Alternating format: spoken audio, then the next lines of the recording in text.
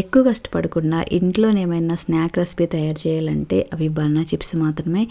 ఈ banana chips కోసం అయితే బాగా పచ్చిగా ఉన్న అరటికాయని తీసుకుని నేను ఈ వీడియోలో చూపించినట్లు ఈ విధంగా ఘాట్లు పెట్టుకుని మీరు నీట్గా పై ఉన్న పీలు మొత్తం తీసేసుకుంటే చక్కగా వచ్చేస్తాయి. ఈ విధంగా చక్కగా ఒలిసి పెట్టుకున్న ఈ అరటికాయలని కాస్త ఉప్పు వాటర్లో వేసుకుని కొద్దిసేపు ఉంచిన తర్వాత దీని మీద ఎక్కడ తడి లేకుండా చక్కగా తుడుచుకుని పక్కన పెట్టేసుకోవాలి. ఇంకా నెక్స్ట్ వచ్చేసి ఒక చిన్న బౌల్లో కొంచెం అంత సాల్ట్, కొంచెం అంత పసుపు, కొన్ని వాటర్ పోసేసుకుని అవి మొత్తం కలిసిలా మిక్స్ చేసుకుని పక్కన పెట్టేసుకోవాలి. ఇక్కడ మీరు చూస్తున్న స్లైసర్ ఉంది కదా, అది బనానా స్లైసర్ అండి. చక్కగా తురిమేసుకుంటే అంటే చక్కగా దాన్ని స్లైస్ చేసుకుంటే ఆయిల్ నేరుగా పడిపోతుంది. ఈ విధంగా చక్కగా ఆయిల్లో వేసేసుకున్న తర్వాత ఆల్మోస్ట్ వేయించేసిన తర్వాత మనం పసుపు ఉప్పు వాటర్ కలిపి పెట్టుకున్నాం కదా, ఆ ఉప్పు వాటర్ వేసేసుకుని చక్కగా 2 పక్కల వేయించేసుకుని తీసేసుకుంటే సరిపోతుంది. వేడి వేడిగా ఉన్న టైంలో బాక్స్ అస్సలు స్టోర్ చేసుకోవద్దు. ఒక్కసారి మీరు కూడా ఈ విధంగా ట్రై చేయండి.